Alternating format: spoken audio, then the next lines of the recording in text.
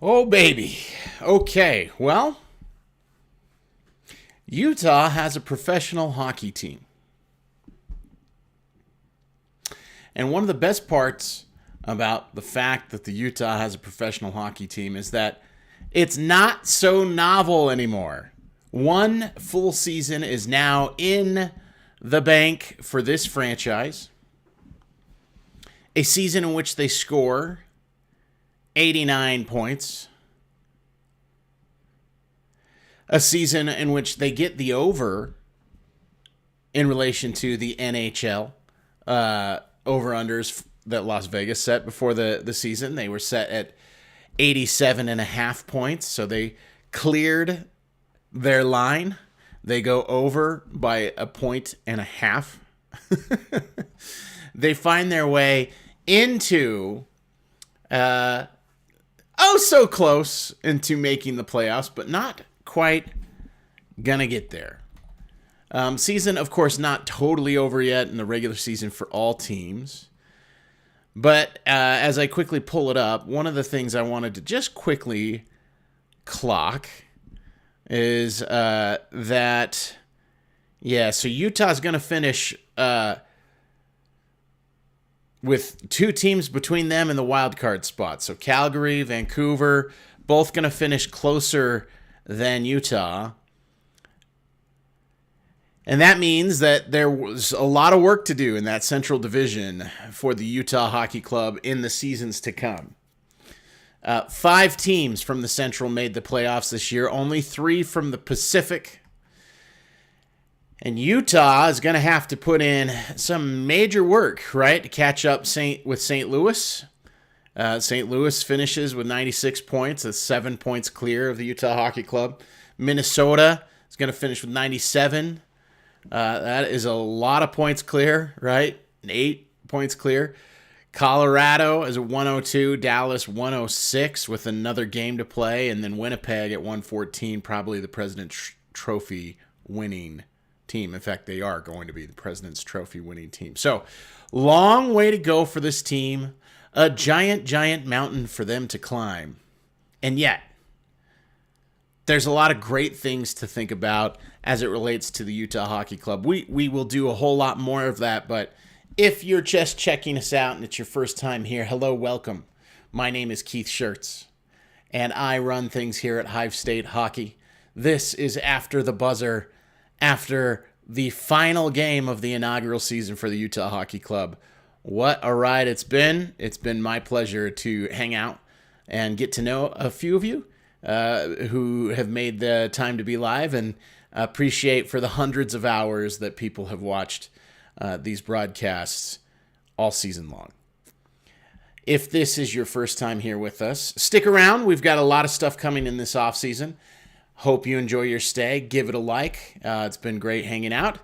And I think you'll enjoy your time here. There'll be some videos that are coming out incredibly soon to celebrate the Utah Hockey Club's first season. And if this is your return trip back to After the Buzzer here at Hive State Hockey, I congratulate you on your exceedingly fine taste. Let's just talk about the game for a second. What a strange one, huh?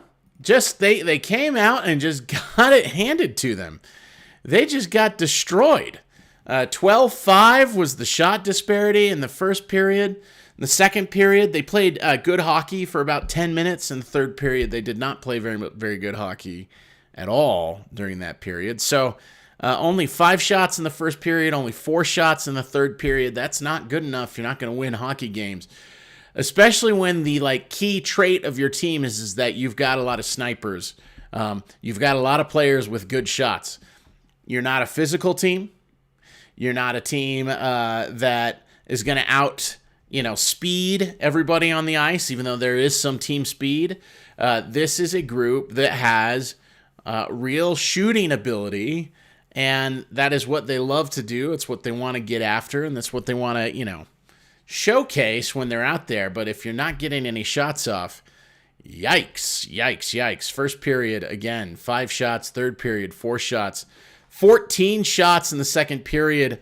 And they didn't get their first shot in the second period until the Clayton Keller goal during the power play. The lone goal for the Utah Hockey Club comes at the hands of Clayton Keller. So congratulations to Clayton Keller. He gets to another 30-goal season. He hits that milestone. Once again, that is 3 straight seasons for Clayton Keller of at least 30 goals on the board. I'm looking right now. I had a little graphic, or not a graphic. I had a list pulled up. Here we go. I found it. Here are the NHL players that have got 3. Oh, hang on. I need to pull it back up. 3 straight seasons scoring 30-plus goals. All right. Let's see if I can pull this up. See if I can find it. Oh, I just had it and I hit back. Oh, no. Hey, anyway, Clayton Keller. Yes, okay. 3 straight seasons with 30 goals or more. There are now 16 players who qualify for this category. Here's who they are. Tyler Toffoli, Nikita Kucherov, Braden Point, Mikko Rantanen, Sam Reinhart, Jordan Kyrou, David Pasternak, Nathan McKinnon, Alexander Ovechkin, Austin Matthews, William Nylander, Jake Gensel, Leon Draisaitl, Sidney Crosby, Kyle Connor, and Clayton Keller. So, Clayton Keller really doing good work to put himself in a position to have a huge season. And, it's his highest scoring season of his career. He's going to finish, I think, the season he got to 90 points. So that is a huge number. Can he be a 100-point player next year? There's a very good chance he could reach 100 points next season. It'll be very fascinating to see what happens in relation to Clayton Keller and his individual growth for this team. But this is the part about the Utah Hockey Club that's just going to be really interesting. Really interesting this season as we take a look at, the individual aspects of accomplishment for Utah Hockey Club this season. You look at all of the areas of the ice and, you would say breakout season. So, Clayton Keller has his best season of his career. That's awesome. Fantastic. Barrett Hayton has the best season of his career. Nick Schmaltz, not the best season of his career, but again, a season exactly to his standard, kind of right around what he seems to always be able to accomplish. Mikhail Sergachev, he goes out. He has the best season of his career. He becomes a bona fide number one defenseman. It was one of the big questions before the season. They made a trade. They bet on Mikhail Sergachev. Sergachev goes out, leads the team in time on ice. He's an absolute machine and workhorse. And then beyond that, goes out there and finds his way into scoring 15 goals and 37 assists off that blue line. It's really great, right? Really great work for him. Stenlund, career season. Karel Vejmelka, he had the best season of his career. Obviously, Gunther had the best season of his career, and so did Cooley. All right? So when you take a look at all the key players for the Utah Hockey Club, all of them, Jack McBain, best season of his career. So when you take a look at all of the key players for Utah Hockey Club, all of them put up better numbers than they had in any other season, and they were still just sixth place in their division. So there's some gains that have to happen. And because basically the entire team is back again next year, their forward group will be everybody the same except for Michael Carcone and Nick Bukestad. They could potentially sign those players back. I do not think they will. So the forwards are, of the 12 guys up front, It's like pretty much all of the main people are going to be back next year. It's like, is it going to get better? We'll see. We've got, we'll see. I mean, right, it's going to have to be free agency. Maybe they can go with a rookie, but a rookie not, like, it's hard to come in as a rookie and be really, really effective. The Blue Liners, right? Kesselring, like, breakout season for him. Olimata does what Olimata does. John Marino, obviously he was injured, but when he was in, he was reasonable. Same thing goes for Sean Dursey. He had some rough games, but was able to produce 4 goals in a quarter of the season. If he played a whole season, he would have been around 15 goals. That's great. I mean, his pace was good. So yeah, Ian Cole, I mean, it was a pretty standard Ian Cole season, so you wouldn't say, a career highlight year, but between Sergachev and Kesselring, and then a couple injuries, and then the vets did what the vets do, all 6 of those players are back. And the question is where does the team get better? If they're going to get better, they either got to get somebody in free agency or they got to make a trade. Maybe Matthias Michelli is that trade chip that they take a look at. Nick Schmaltz, as of right now is on an expiring contract, so maybe it's Nick Schmaltz. Maybe you can work out a deal where you bundle those 2 players together in a pick and you could get an all-star, clear up some space that way. I don't know. It'll be very, very fascinating to see what happens to this team in order for them to get better. And primarily the way that they have to get better is another step being taken forward by Dylan Guenther, another step being taken forward by Logan Cooley. They have to advance in what they're trying to accomplish. And the other player that you really hope is a player that can take another step, another leap forward, is Barrett Hayton. Barrett Hayton had a chance to have a freaking amazing season this year. When we're talking about even strength play at 5-on-5, Barrett Hayton was a top 10 player at 5-on-5 for individual expected goals. So, we're not including power play, we're not including penalty kill. We're just talking about ice time when you're 5-on-5.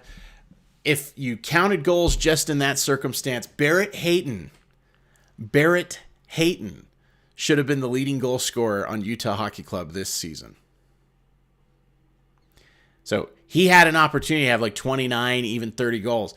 If he even comes close to improving his finishing, to scoring in the opportunities where he has a chance to score, and not being at 29 expected goals and just 20 actual goals, if he becomes a player that can score like that and gets closer to 30 goals, closer to what his expected goal rate is, watch out. Logan Cooley this year, the biggest step forward Logan Cooley took, in my opinion, was obviously all of the things that he began to do defensively. He just got more and more comfortable offensively as well. But I would say defensively, the work that he started to put in, that is the biggest growth part of Logan Cooley's game. And in particular, over the last 20 games, we saw Logan Cooley no longer need a bruiser like Jack McBain by his side. But Logan Cooley, as a 20-year-old, was like, I can take care of myself. And so if he can become a tough guy that gets protected by his teammates, true, they'll still protect him. They know who he is. They know he's the future of the team. He's the franchise player. And so it'll be a fascinating thing to see how Logan Cooley continues to advance his game. The place that Logan Cooley, obviously could continue to grow his game is he needs to get better at being able to score further away from the net face, most of his goals come right up front. And congratulations to him to go into the dirty areas. Somebody on this team has to do it, and he got rewarded for it this year with a bundle of goals. He had a great season. Hopefully, and it's at the top of Bill Armstrong's off-season wish list, is re-signing Logan Cooley to a long-term 8-year, $8 million, $9 million a year contract for sure. Car Wash, good to see you. That's the end. See you in October for Season 2 of the Utah Hockey Club. Will they even be called the Utah Hockey Club in October, Car Wash? Will they even be called the Utah Hockey Club in October? Will we need to retire the logo in the bottom left of this screen and have a real logo next season? Lamoni, good to see you. It's good to see Cooley defend himself in the corners, for sure. It's one of the biggest things. If Logan Cooley can be his own defender, and then defensemen can get into any scrap and be there, whatever defensive combo is on the ice, they know that if he gets into a spot... The good part about Logan Cooley is, like, he's a sneaky agitator on the ice. Like, other players don't really like playing against Logan Cooley. Logan Cooley does that quick glance, you know? He's skating to the corner. He does that quick glance. He sees the guy on the back check coming for him, and he just kind of gets that sneaky elbow out. Like, it's a little bit interesting to watch him do this. But he does these little things throughout the game because he's so smart. He sees the game so well, where he gets into these spots where he gets his elbow up and gives him a little bit of trouble. So yeah, Logan Cooley, obviously, like a sneaky agitator, a huge progress this year. Obviously, over 60 points, over 35 assists, over 25 goals. Like an incredible season for year number 2 for Logan Cooley. Car Wash, you think they'll keep the name? Okay. We'll just be Utah Hockey Club forever. All right, that's fine. Maybe change the logo to the Yeti logo. Yeah. With the mountains for its hair. Yeah, we'll see. I do think that the jerseys will be nicer once they have a logo. I don't really like the letters on the front, that Utah.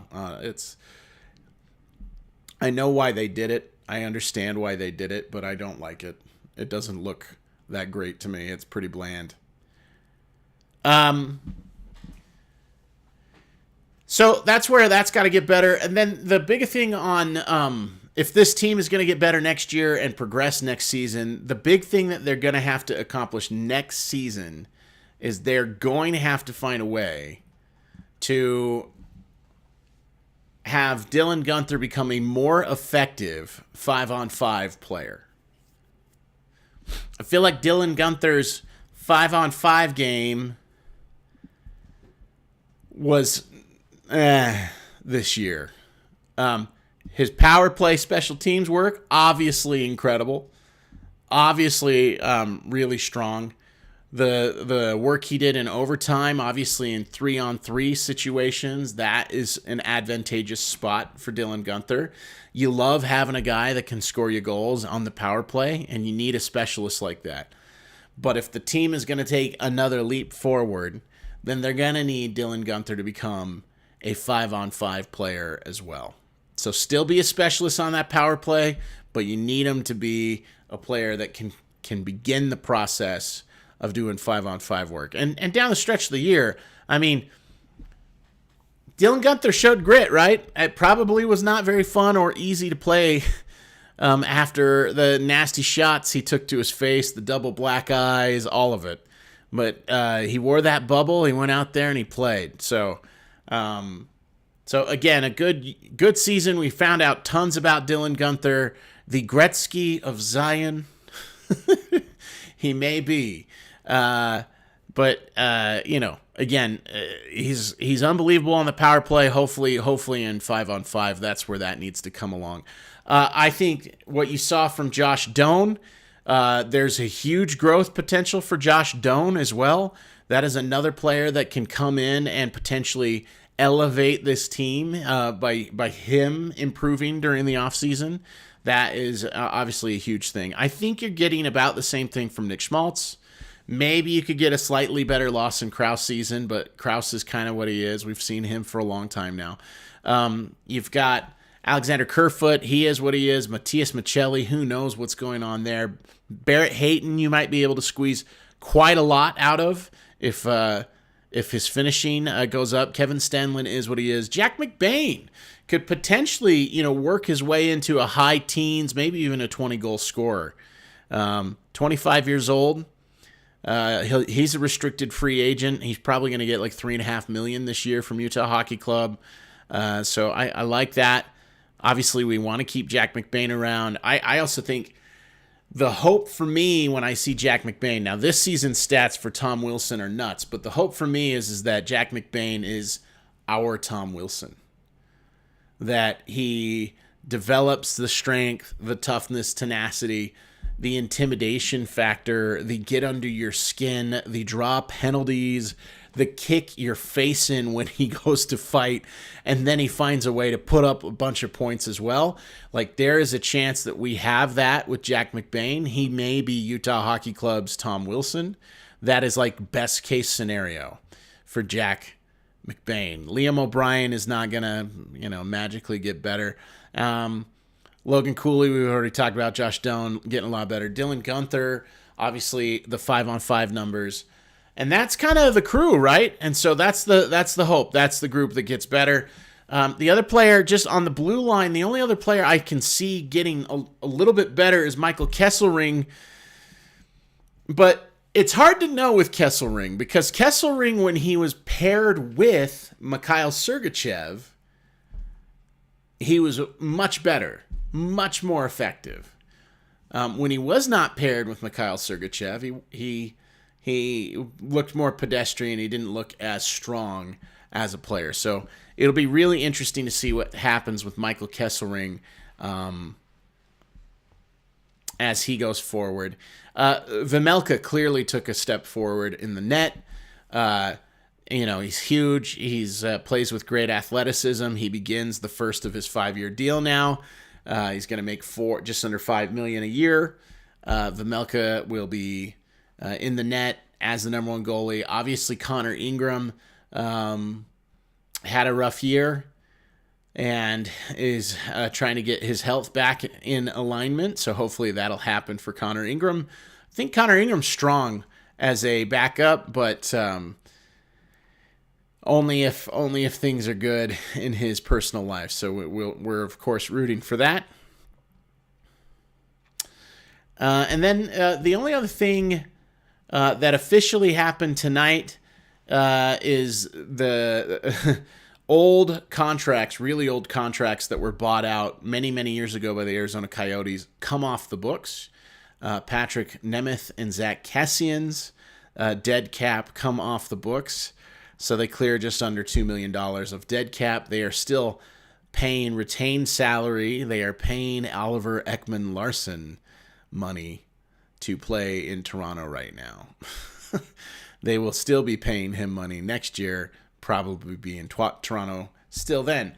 The other guy on the blue line to watch out for is Juuso Valimaki. And the question is was Valimaki the sort of player, that can squeeze his way back in to the top 6 on the blue line, and then what you do is you treat Ian Cole as like your 7, and he has the Robert Bortuzzo role this year, where he's just the good vibe, locker room guy, professional, shows you how it's done, and then you play him in spots.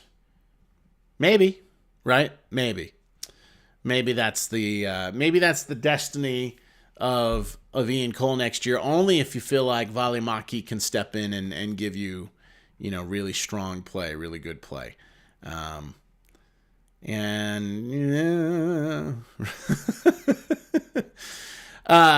then in terms of rookies, just rookies coming into the team next year, maybe that helps bolster the team. The big one to look for potentially is a blue liner, Dmitry Shimashev. Dmitry Shimashev should be coming over. He's right now in the middle of the KHL playoffs. He's going for the Gagarin Cup over there right now with Lokomotiv. And He and Danielle Butt, they will be both potentially coming over. I think they both will be signing a contract this offseason with Utah Hockey Club. The question is will either of them be okay with being in the AHL?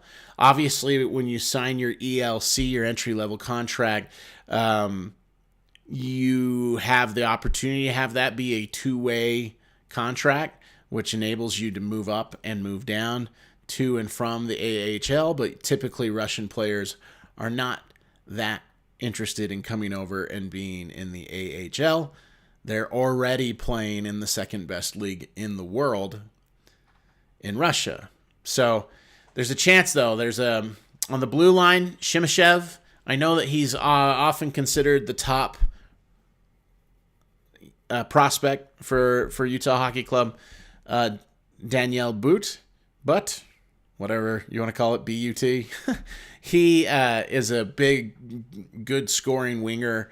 There's a chance that he may be in the team next year. And again, question is will he be playing in the AHL or will he crack his way into the rotation and find a home with Utah Hockey Club next season?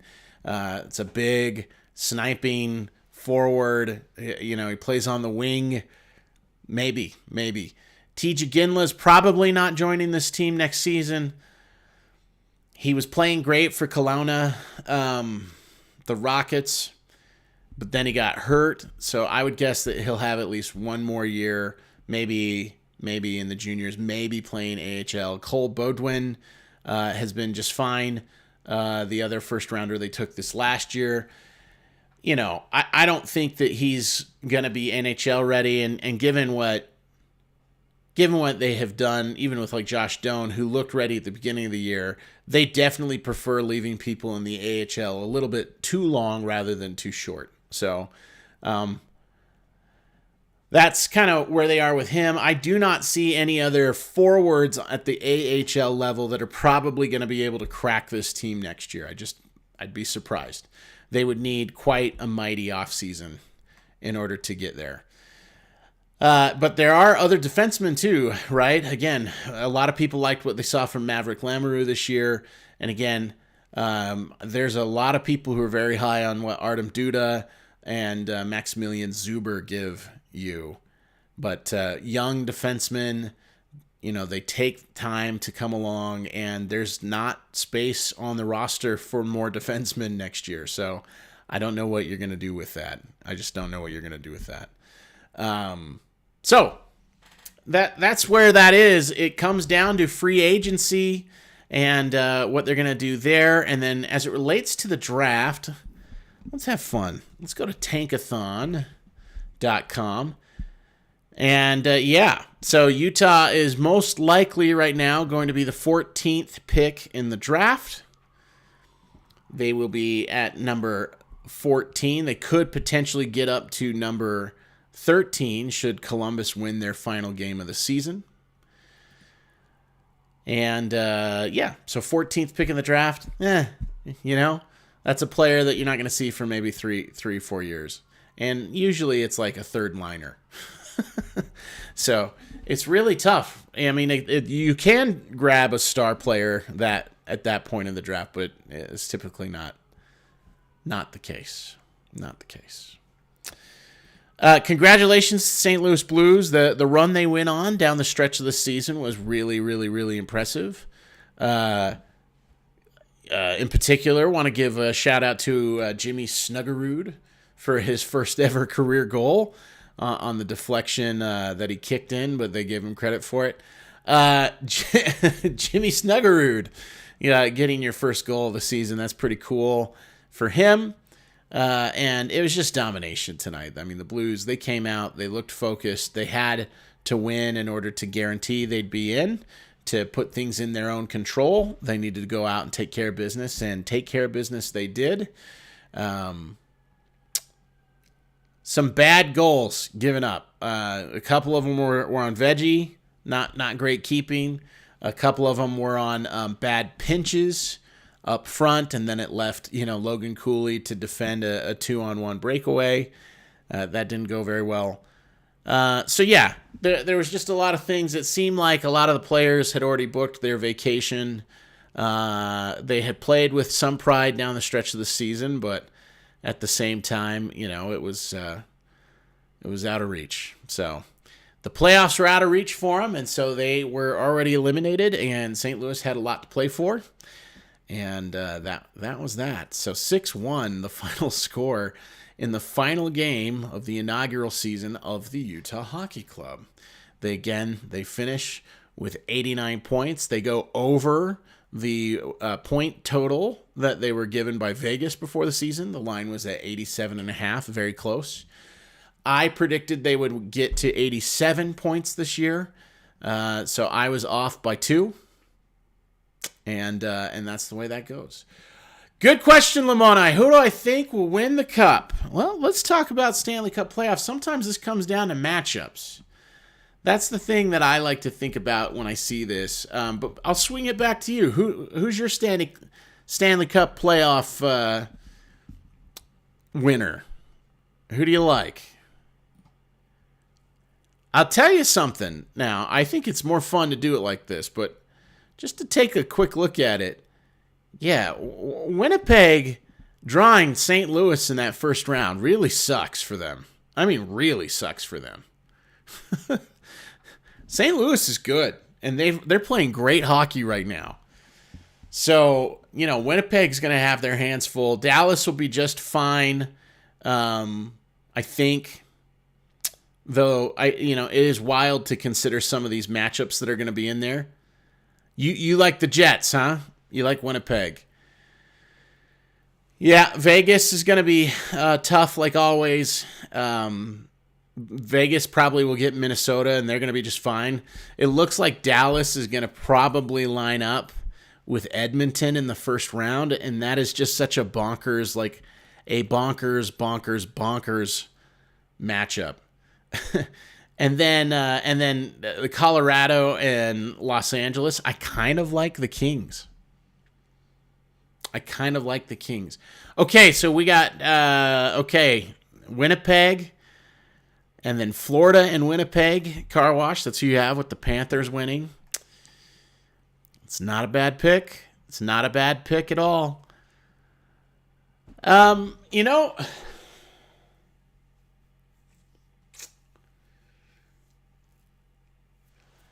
Yeah, I don't know. It's probably too much of a reach. I'm sitting here thinking about talking about the LA Kings. I really like the LA Kings and the way they've played this year. But that's like a bonkers take. I feel like that's too much of a reach. But they're playing really good hockey. Second half of the season. Okay, let's look out at the East. Florida's a great idea. Obviously, how good is Tkachuk going to be when he comes back? How healthy is Tkachuk going to be for Florida? Obviously, they've been fantastic. They've made the Cup final 2 years in a row. It would be reckless to go for the Toronto Maple Leafs. Have they even made an Eastern Conference Finals ever? I don't trust it. I really love a lot of the assets and players they have, but for whatever reason, it just doesn't seem like they'll put it together in the playoffs because they're the Toronto Maple Leafs. So, you know what? I will say...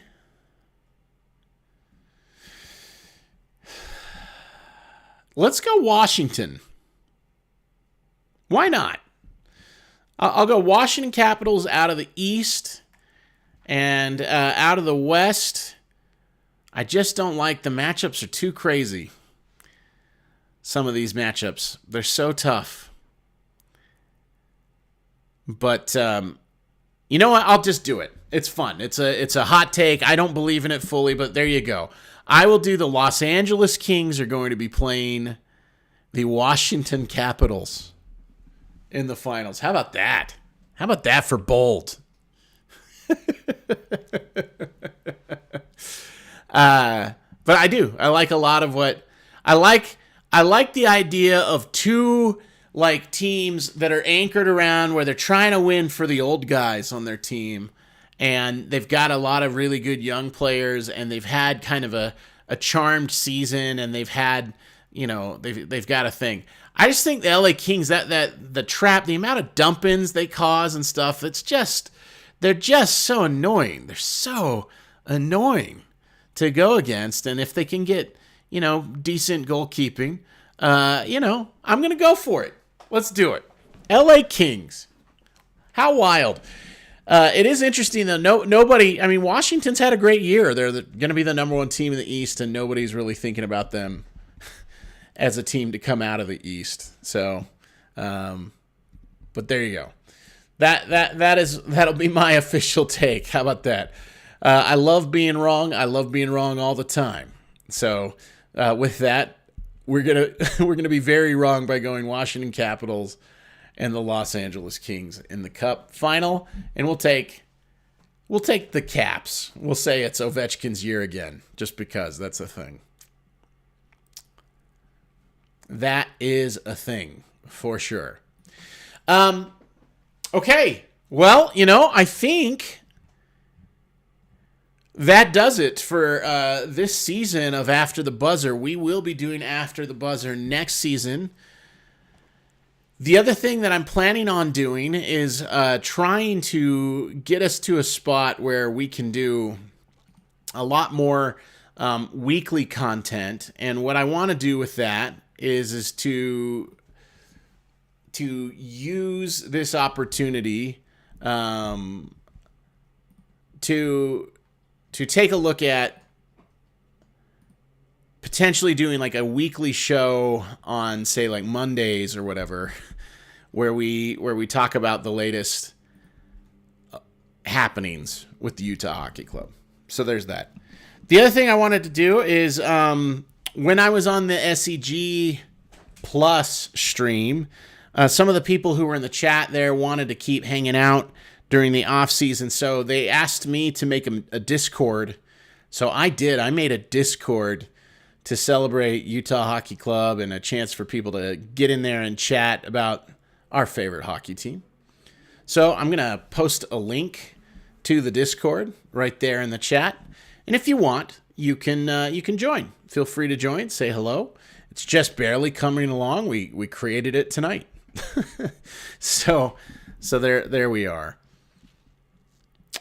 All right. Hey, I appreciate you guys. Car wash. Yes, I should go film stuff at the Delta Center. Try to get Ryan Smith on the show. Obviously, that would be fantastic to talk to Ryan. And hey, Lamoni, it's been awesome that you've joined us late here in the season. Really have enjoyed having you in the chat with us. Really been great to have you here. Keep your eyes peeled here on this channel. We're going to be putting out a video probably tonight. It's a master cut of all 241 goals scored by Utah Hockey Club this season. So it is like 3.5 hours long. So you can, whenever you're sad, and you need some background music, something to just sleep to at night, whatever it is, you can just turn that on and just vibe out to the Utah Hockey Club, just putting goals in the back of the net. Who doesn't want that? Who doesn't want to see that? So yeah, we're planning on getting that out this evening. I think it's pretty much all together and ready to go. So that's kind of cool. I also want to do, individual player kind of looks. And then the other thing is I think we'll try to do like a hangout. Like I said, like once a week, do like sort of a podcast format where we talk about things with the Utah Hockey Club, where I find angles and things for us to talk about. And then the last part is, as the NHL draft comes, I want to do a bunch of breakdowns of players and who we think might go to Utah at that 14 spot that they're likely going to end up in. I'll ask you guys while you're here, are there videos or is there content that you guys need?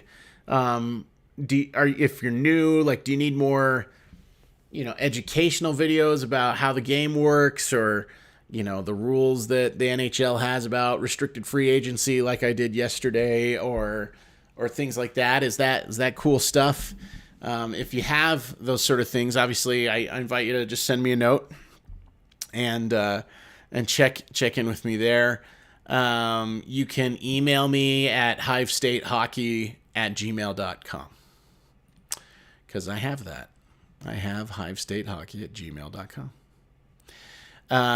So that's where we're at. We've talked a little bit about, where this team goes, but after year one, you have to say it's just hard to be too down. I mean, they put in a nice, good fight.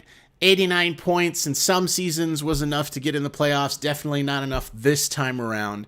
But the biggest thing is that, maybe the best thing that ever happened was that Alex Morello stopped paying his hotel bills, reportedly. And the NHL caught wind of that and said, okay, we're moving this team. You're going to sell this team. And Utah now has a team. Oh, do fan off-season interviews in the public. Yeah. So I should take sticks. I have some sticks and a net. And I could go out and make people try to shoot and do some ball hockey on the street work.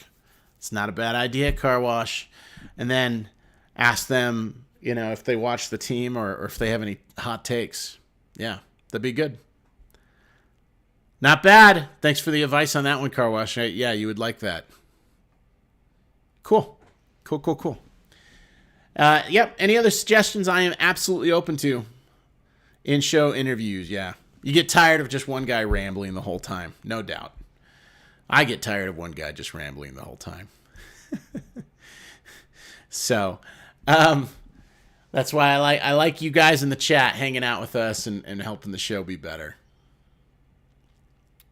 So, all right. Well, hey, I just want to again give a big shout out, Car Wash, man, the most faithful watcher of this thing. Appreciate you so much. Lamoni, again, thanks for hanging out. Scotty, Sparky, the other stalwarts that we've had in, our friend from Finland, we salute you. Hi. It has been awesome to begin the process of getting to meet some of you other great Utah Hockey Club fans, having a place where we can come together, hang out, enjoy ourselves, and talk about our favorite hockey team. This is the place for Utah Hockey Club fans. And since it's the last, part of why I started this channel, one of the big reasons I started this channel is because I'm such a massive hockey fan, right? Having done play-by-play, let's get rid of that. Stop looking at that stupid score, right? Let's get that one aside. Part of what I love about hockey is the game. And I got real tired of the only conversation being what the name of the team is. I just didn't want it to just go on and on. What do you think they'll name the team? What do you think you'll name? It became the only thing anybody ever talked about. And I wanted to have a place where we could talk about more, where we could talk about what happens on the ice, how they're going to end up getting to a place where they can lift the cup. These were the conversations I wanted to help have and drive. But now is the moment of truth, where we get to plant our flag one final time. So I'll just say this. I kind of think they're going to be the Mammoth.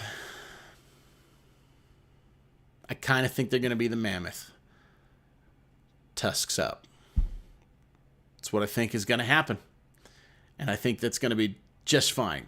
In fact, instead of a goal horn, I love the idea of an elephant trumpet, like a...